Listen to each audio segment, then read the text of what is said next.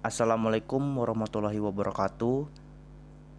Kami dari kelompok 2 ingin menjelaskan materi perkembangan peradaban Islam di Daulah Fatimiyah.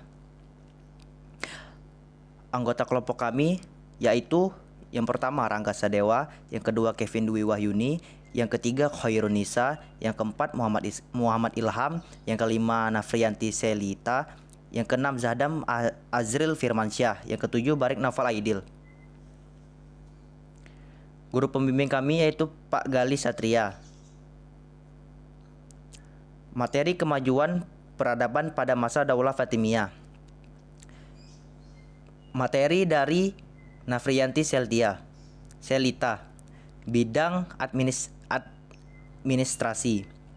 Ialah penguasa Syiah yang berkuasa di berbagai wilayah di Maghrib, Mesir, dan Syam dari 5 Januari 910 hingga 1171. Negeri ini dikuasai oleh Ismailiyah, salah satu cabang Syiah. Pemimpinnya juga para imam Syiah. Jadi, mereka memiliki kepentingan keagamaan terhadap Ismailiyun. Kadang dinasti ini disebut pula dengan Bani Ubaidillah sesuai dengan nama pendiri dinasti. Materi dari Kevin Dwi, bidang sosial.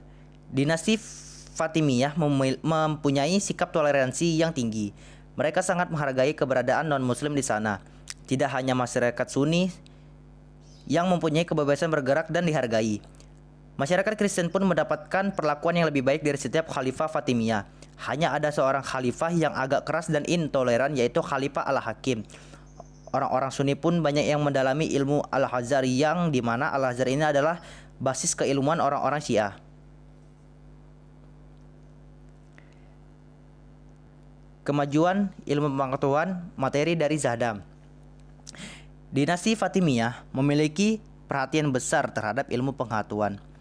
Fatimiyah membangun Masjid Al-Azhar yang akhirnya di dalamnya terdapat kegiatan-kegiatan pengembangan ilmu pengetahuan, sehingga berdirilah Universitas Al-Azhar yang nantinya menjadi salah satu perguruan Islam tertua yang dibanggakan oleh ulama Sunni.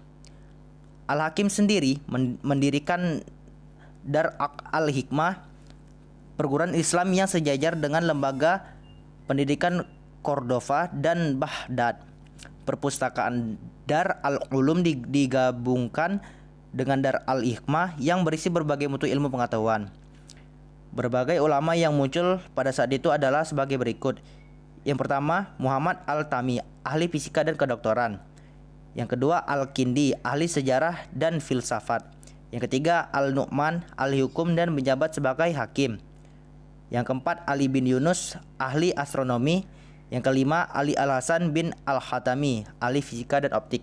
Di samping itu, kemajuan pembangunan fisik sungguh luar biasa. Indikasi-indikasi kemajuan tersebut dapat diketahui dari banyak bangunan-bangunan yang dibangun berupa masjid-masjid, universitas, rumah sakit, dan penginapan megah. Jalan-jalan utama dibangun dan dilengkapi dengan lampu warna-warni. Dalam bidang industri telah tercapai kemajuan besar, khususnya yang berkaitan dengan militer seperti alat perang, kapal, dan sebagainya. Materi hikmah mempelajari sejarah perkembangan Islam abad pertengahan. Materi dari Khairunisa, Daulah Abbasiyah. Hikmah yang dapat diambil yaitu diharapkan mampu menyadarkan kita akan pentingnya lingkungan. Yang kedua, intelektual yang kondusif dan memotivasi untuk mencari ilmu, belajar sejarah. Yang ketiga, akan tidak ada gunanya jika kita tidak bisa mengambil pelajaran darinya. Materi dari Barik, yaitu Daulah Umayyah. Hikmah dan manfaat yang dapat kita ambil dari dinasti Bani Umayyah adalah terciptanya persatuan umat Islam, penyebaran agama Islamnya sampai ke Andalusia, Spanyol, menjadi pintu masuk penyebaran Islam ke Eropa, berkembangnya ilmu arsitektur dan ilmu pengetahuan Islam. Yang terakhir, materi dari Muhammad Ilham, yaitu Daulah Fatimiyah.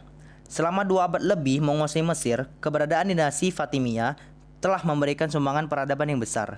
Kemajuan terbesar adalah memberikan ruang berkembangnya ilmu pengetahuan di dunia Islam, yang melahirkan banyak ilmuwan dan didirikan Dar al-Hikmah dan Dar al-Ilmi, dan keberadaan Universitas Al-Azhar sebagai pusat pengajian ilmu pengetahuan yang masih terasa hingga kini.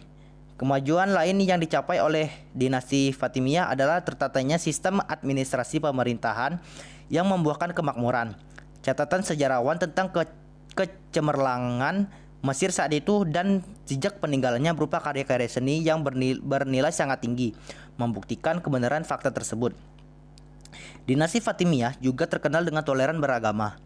Para penguasa Fatimiyah tidak mencoba melakukan tekanan agar penganut Sunni menyeberang ke Syiah Ismailiyah. Mereka juga sangat menghargai keberadaan agama Kristen maupun Yahudi. Satu-satunya pengecualian adalah pada masa Khalifah Al-Hakim. Demikianlah materi kami dari kelompok 2. Maaf jika ada salah kata. Kami ucapkan terima kasih. Assalamualaikum warahmatullahi wabarakatuh.